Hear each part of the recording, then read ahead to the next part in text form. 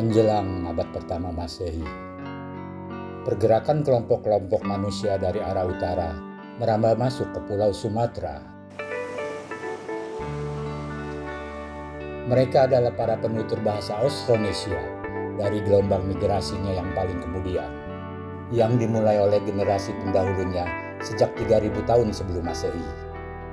Dari daratan Asia menyeberang ke Pulau Formosa atau Taiwan, mengarungi Laut Cina Selatan. Di Pulau Sumatera, para migran Austronesia dan keturunannya mendiami daerah-daerah dataran tinggi dalam rangkaian pegunungan Bukit Barisan. Beberapa kelompok memilih untuk menghuni wilayah yang membentang antara Pegunungan Gumay dan Gunung Dempo pada lereng-lereng kaki gunung dan dataran lembahnya. Pilihan mereka tepat. Mereka telah menemukan sebuah surga, bumi yang sangat subur, yang berlimpah sumber makanan. Sungai-sungai tiada henti mengalir. Hewan buruan banyak dijumpai di hutan-hutan lebat pegunungan atau hutan terbuka di tepian sungai.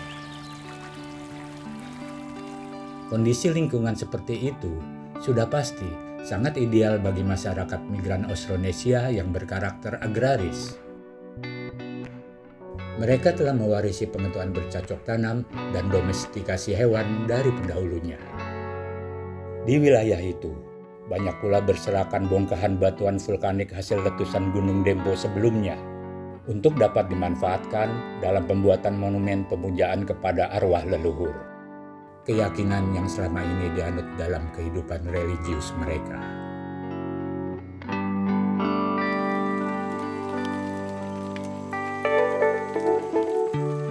Pada wilayah huniannya, para migran Austronesia itu terbagi dalam beberapa kelompok.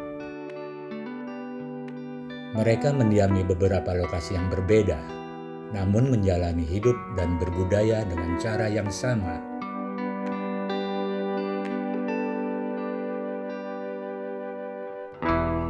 Karena keterkaitan historis tersebut, wilayah mereka kelak menjadi sebuah kesatuan wilayah budaya yang dikenal dengan nama Pasemah.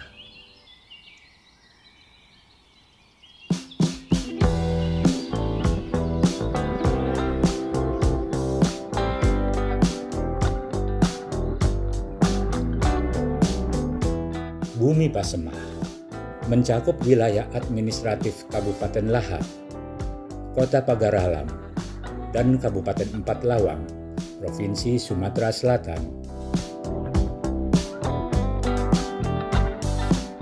Kesatuan wilayah budaya Pasemah ditandai oleh persebaran tinggalan masa tradisi megalitik dalam gaya dan ciri yang sama. Di Pasemah, paling tidak terdapat lebih dari 60 situs megalitik dengan ribuan tinggalan arkeologisnya dalam berbagai bentuk atau jenisnya, seperti menhir, dolmen,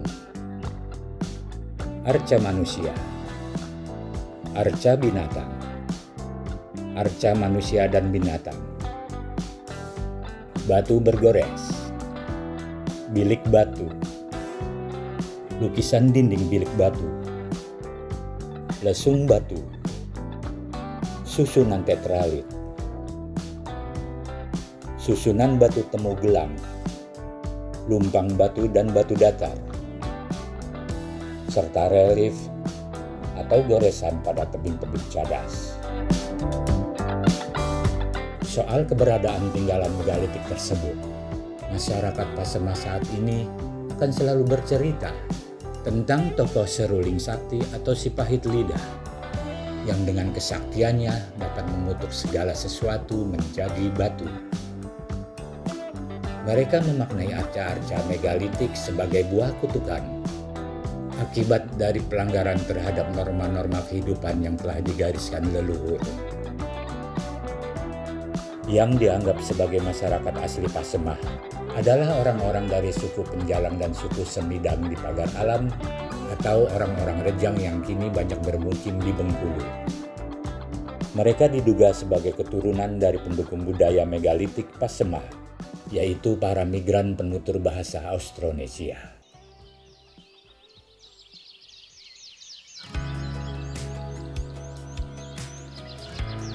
Tinggalan megalitik memang telah lama dikenal sebagai produk budaya masyarakat Austronesia yang berlatar pada tradisi pemujaan kepada arwah leluhur.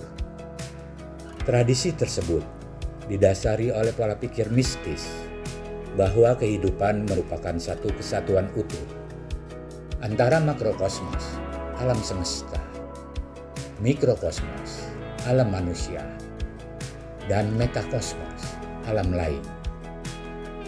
Kehidupan sejati tercipta dalam keselarasan ketiga kosmos tersebut. Kehidupan setelah kematian akhirnya dipercaya sebagai sebuah kekuatan di luar diri manusia, namun sangat berpengaruh pada kehidupan di bumi. Dan masyarakat megalitik percaya para arwah leluhur berada tak jauh dari sekitar lingkungan mereka, bersemayam di tempat-tempat yang dianggap suci dan sakral, seperti puncak gunung, perbukitan, hutan, atau pertemuan dua sungai. Monumen megalitik lantas dibuat sebagai medium pemujaan yang dapat menghubungkan mereka dengan arwah leluhur demi keselamatan dan kesejahteraan hidup di bumi.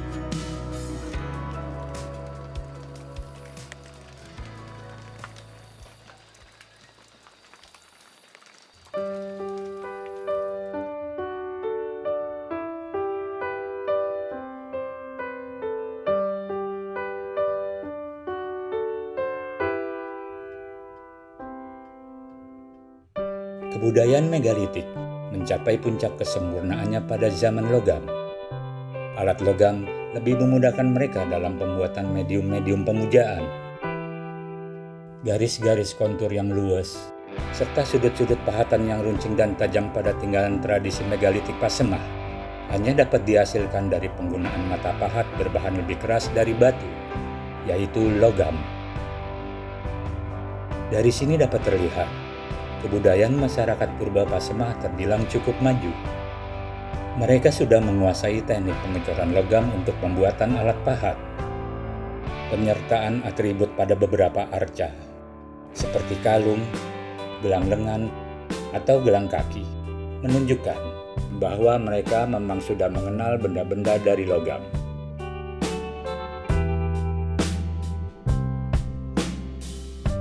Tidak seperti umumnya arca-arca megalitik yang terlihat statis dan tampil setengah badan. Tinggalan sejenis dari Pasemah penggarapannya lebih dinamis. Tampil utuh seluruh badan, tak terkecuali penggarapan hewan-hewannya. Arca megalitik Pasemah umumnya menggambarkan adegan, seperti perburuan atau pertarungan manusia dengan binatang. Seniman purba Pasemah memiliki kebebasan dalam berkreasi. Tidak ada kaidah baku untuk dimensi ukuran atau bentuk. Mereka leluasa berekspresi, menghasilkan karya-karya yang tidak mengenal pengulangan. Tidak ada arca megalitik yang sama, karena pembuatannya disesuaikan dengan volume dan bentuk batuan yang tersedia.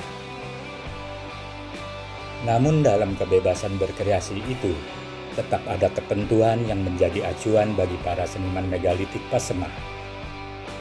Ada kecenderungan yang konsisten untuk menonjolkan bagian tubuh tertentu dalam penggambaran sosok leluhur. Organ tubuh leluhur seperti mata, mulut, atau hidung dianggap memiliki kekuatan magis yang dapat menghalau unsur-unsur buruk dan jahat. Identifikasi ras manusia pendukung budaya megalitik Pasemah berdasarkan rupa wajah arca jelas akan menjadi bias karena memang tidak digambarkan secara realistis.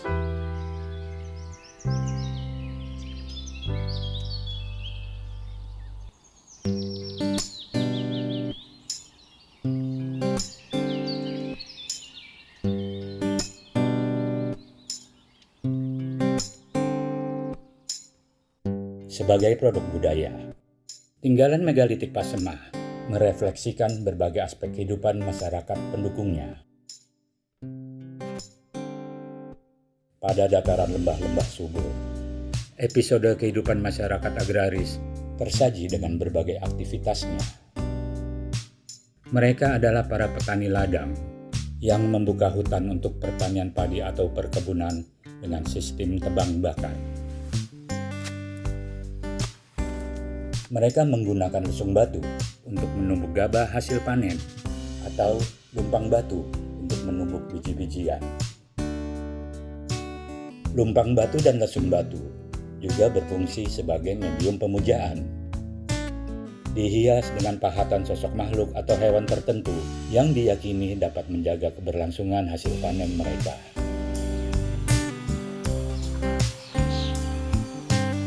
Para petani purba Pasema tergambar sebagai masyarakat yang penuh kebersamaan.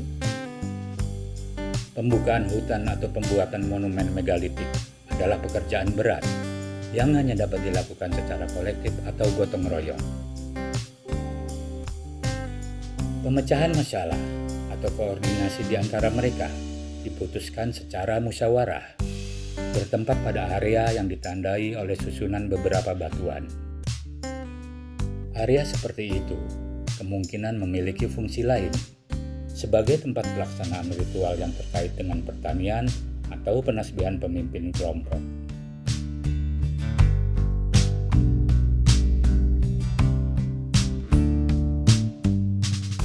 Episode kehidupan berikutnya tersaji dari kelebatan hutan di lingkungan sekitar pemukiman. Kali ini para petani purba Pasema tampil sebagai masyarakat pemburu. Mereka berburu rusa, ular, kerbau liar, atau gajah. Tidak semua hasil buruan dikonsumsi. Gajah dan kerbau liar dijinakan untuk dipekerjakan dalam penggarapan ladang atau sebagai tunggangan dan alat angkut di medan berat perbukitan. Karena manfaat dan jasanya, kerbau dan gajah menjadi hewan istimewa dalam kehidupan masyarakat purba Pasema. Namun gajah rupanya lebih disayang. Kerap dipahatkan sedang ditimang-timang atau digendong. Hanya orang tertentu yang dapat memilikinya. Butuh banyak pekerjaan dan lahan yang luas untuk memelihara gajah. Penggambaran gajah menunjukkan status tokoh yang diarcakan bersamanya.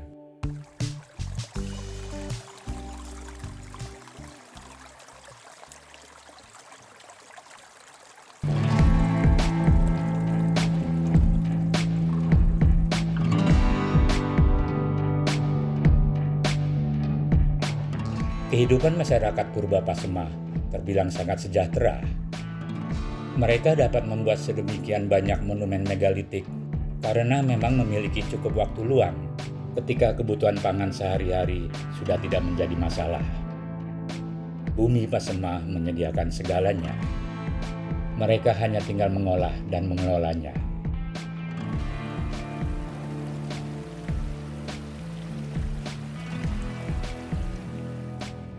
Kesejahteraan lantas membangkitkan perasaan religius.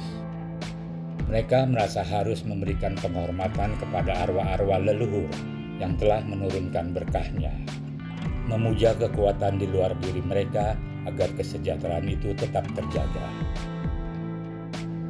Maka Gunung Dempo sebagai tempat tertinggi dianggap paling suci dan sakral. Pada puncaknya, terdapat sebuah kekuatan yang dapat berpengaruh baik atau buruk pada kehidupan manusia. Sebagai gunung api yang sedang tidak aktif, Gunung Dempo adalah sang pemurah yang memberi kesuburan pada bumi Pasema dan kesejahteraan para penghuninya. Namun bila sedang aktif, Gunung Dempo akan menjelma sebagai sang angkara yang dapat memusnahkan segala kehidupan di sekitarnya. Karena itulah Gunung Dempo harus dihormati dan dipuja, agar selalu bermurah hati dan tidak menampilkan sosok angkaranya. Monumen-monumen pemujaan lantas dibangun. Gunung Dempo turut menjadi kiblat untuk peninggalan megalitik Pasema.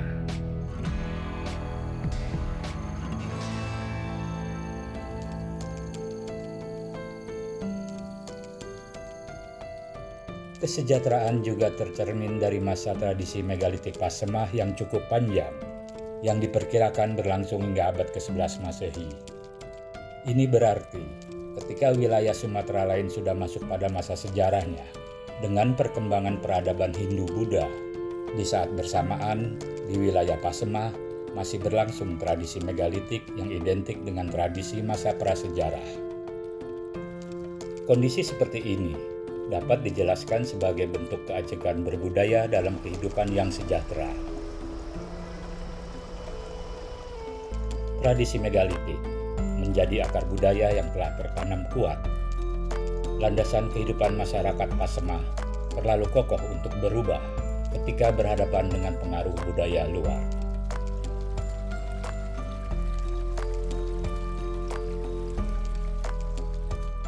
Sebuah kearifan lantas terlihat dari interaksi manusia dengan lingkungannya.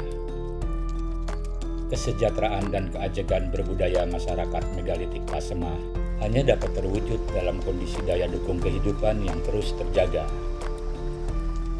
Cara pandang mereka tentang alam kehidupannya telah menempatkan lingkungan-lingkungan tertentu pada posisi yang terhormat, yang bernilai suci dan sakral, yang terlarang untuk diganggu. Lingkungan hidup pun lestari. Tradisi megalitik Pasemah berjalan selaras alam.